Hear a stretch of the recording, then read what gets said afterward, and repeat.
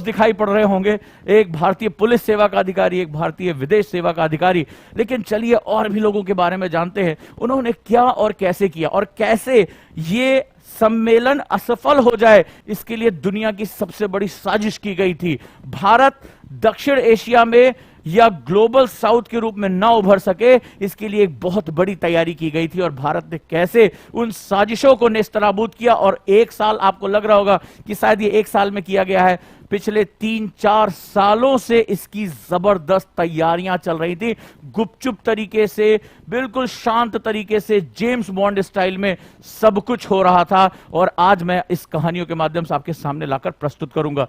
चलिए शुरुआत करते हैं। और आज सिविल सर्विसेज की तैयारी करने वालों के लिए बहुत गर्व का विषय है, बहुत प्राउड मूवमेंट है कि G20 का सफल आयोजन कर और रूस और चीन के बिना ज्वाइंट डिक्लेरेशन, सबसे बड़ी बात है संयुक्त घोषणा पत्र पर सबकी सहमति बना ली। यहां चर्चा हो रही थी यूक्रेन की, रशिया की, चीन की, और लगा था शायद लास्ट मोमेंट तक ये लगने लगा जब चीन के राष्ट्रपति शी जिनपिंग भारत नहीं आ रहे थे, तो लग रहा था जेडी अब यानी ज्वाइंट डिक्लेरेशन नहीं हो पाएगा। किसी को उम्मीद ही नहीं थी, और लास्ट क्षण में भारत ने जेडी को जो है वो सर्वसम्मत से पास करा दिया। लेकिन इसके पीछे किन लोगों का दिमाग है, किन लोगों की अथक परिश्रम है, ये जानना आपके लिए बहुत बहुत जरूरी है। चलिए शुरुआत करते हैं, क्योंकि इस आयोजन को सफल बनाने में कई सिविल सर्वेंट्स का जबरदस्त हाथ रहा। चलिए अब शुरुआत करते हैं कुछ बहुत प्रतिभाशाली सिविल सर्वेंट्स की तरह जो बहुत ही बेहतरीन काम कर रहे हैं।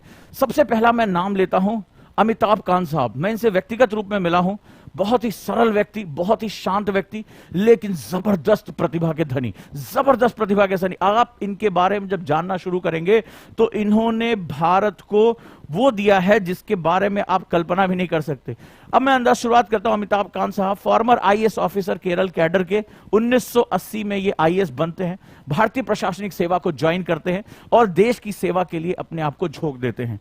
समय के साथ वक्त आगे बढ़ता रहता है, ये अपने अनुभव को बढ़ाते जाते हैं, अपनी एजुकेशन को भी साथ साथ पढ़ते जाते हैं और बढ़ाते जाते हैं। धीरे धीरे एक समय आता है जब भारत ये बात जानता है, क्योंकि जो सिविल सर्वेंट हैं वो भारत को पहचानते हैं। मैं हमेशा कहता हूं कि अगर आपको आईएएस की तैयारी करनी है तो एक शब्द याद रखिए, भारत को जानो। इन्होंने जब भारत के बारे में पूरा अध्ययन किया तो ये लगा कि भारत के पास इतनी विविधता है, जलवायु की विविधता, संस्कृत की विविधता, धार्मिक विविधता, भाषाई विविधता हमारे पास बहुत है, तो क्यों ना टूरिज्म को बढ़ाया जाए, और टूरिज्म जो है वो हमारे लोगों को रोजगार देगा। और इन्होंने इनक्रेडिबल इंडिया, जी हां ये नाम आपने सुना होगा, अतुल्य भारत, जहां बड़े बड़े ब्रांड एम्बेसडर्स का ऐड कर रहे हैं, अतुल्य भारत आपने कई जगह लिखा हुआ देखा होगा, ये नाम इन्हीं का दिया हुआ, ये विचार इन्हीं का दिया हुआ, और इसके माध्यम से ब्रांड भारत को ये वहां लेकर गए। अतुल्य भारत के रूप में पूरी दुनिया के सामने इन्होंने दिया अतिथि देवो भव, और जो भारत की मूल परंपरा है उसको समझते हुए भारत में बहुत बड़े परिवर्तन शुरू हुए। ये कोई प्रोग्राम नहीं था, ये बहुत बड़ी चीज थी, क्योंकि इसके बाद शुरू हुआ नया नया चीज। पूरी दुनिया में समारोह किए गए, आयोजन किए गए, पूरी दुनिया में इंडियन डायस्पोरा को जोड़ा गया, जो विदेशों में भारतीय हैं वहीं से जोड़ने की परंपरा शुरू हुई। इसके बाद जो प्रवासी भारतीय दिवस है उसको और ज्यादा इनरिच किया गया। भारत में धीरे धीरे टूरिज्म के आने की शुरुआत थोड़ी शुरू हो गई। इसके बाद e visa, visa on arrival जैसी नई सुविधाएं शुरू की गई ताकि भारत में पर्यटन को बढ़ावा दिया जा सके।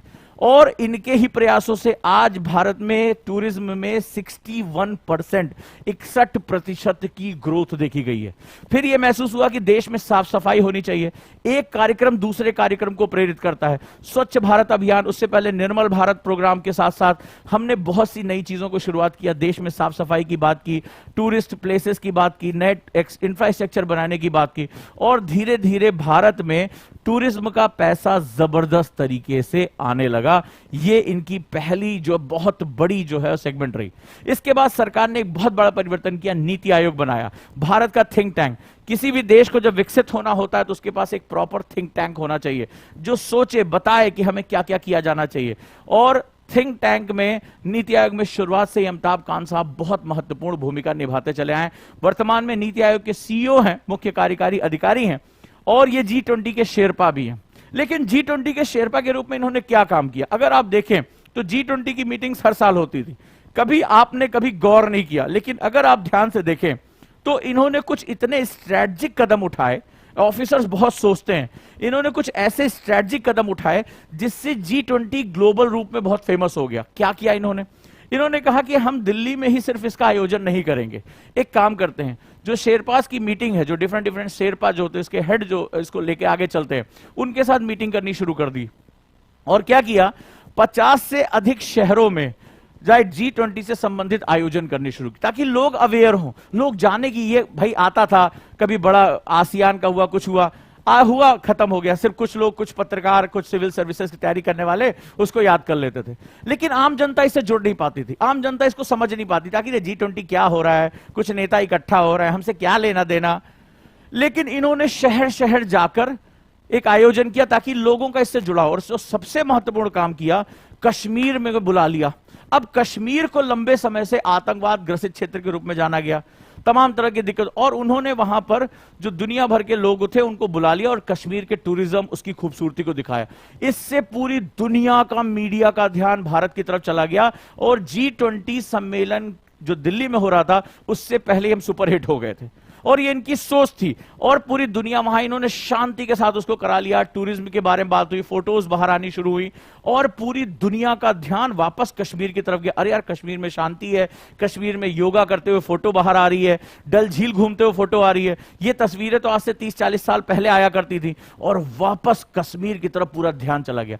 साथ ही साथ ये ध्यान गया कि भारत ने 370 हटाकर बिल्कुल ठीक किया, कश्मीर में पूरी तरह से शांति है, और भारत की सरकार लोगों के सर्वांगीण विकास में जबरदस्त रुचि रखती है। ये बहुत मामूली बात नहीं, इस आदमी ने कितना बड़ा चेंज किया इसका आपको अंदाजा भी नहीं है। और इसकी वजह से जो G20, आप भी देखिए, कई साल पहले भी G20 अभी बाली में हुआ, आपको पता भी नहीं चला होगा, इससे पहले कहां हुआ आपको कभी याद, सिर्फ आपने जगह नाम याद कर लिया होगा क्या क्या हुआ। लेकिन एक साल के अंदर भारत ने इस शिफ्ट को चेंज कर दिया।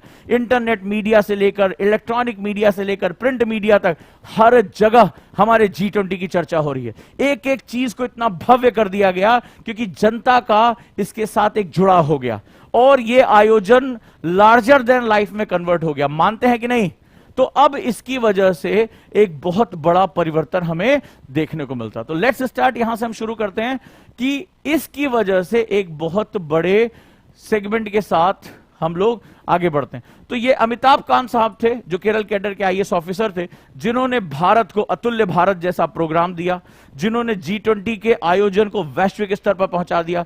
कश्मीर में शांति है, पर्यटन है, इस बात को पूरी दुनिया को बता दिया। और माना जा रहा है, अगर आज की स्टेटमेंट आप देखेंगे जिसमें अपोजिशन के लीडर शशि थरूर ने भी कहा कि अमिताभ कांत भारत के वो हीरे हैं जिनकी वजह से ही ज्वाइंट डिक्लेरेशन पे साइन हो पाया। ये आज की खबर है, आज इसके बारे में बात हुई है। और उन्होंने कहा कि इन्होंने IFS ना ज्वाइन करके हमारे देश से एक IFS ऑफिसर छीन लिया, ये IS इन्होंने ज्वाइन कर लिया, लेकिन इन्होंने देश के लिए जो काम किया है, देश हमेशा इनका ऋणी रहेगा। एक मंत्री ने आज ये बात कही है, और ज्वाइंट डिक्लेरेशन के पीछे जो सबसे जबरदस्त दिमाग माना जा रहा है वो अमिताभ कांत साहब का माना जा रहा है। नमन है ऐसे अधिकारियों को, और मैं ये चाहूंगा कि मेरा स्टूडेंट, मेरे ओजांकियन इसी तरह के अधिकारी बने, जहां राष्ट्र नमन करता हो, वो राष्ट्र के परिवर्तन में अपना सब कुछ झोंक देते हैं। बोलिए हाँ, बनेंगे इस तरह के अधिकारी?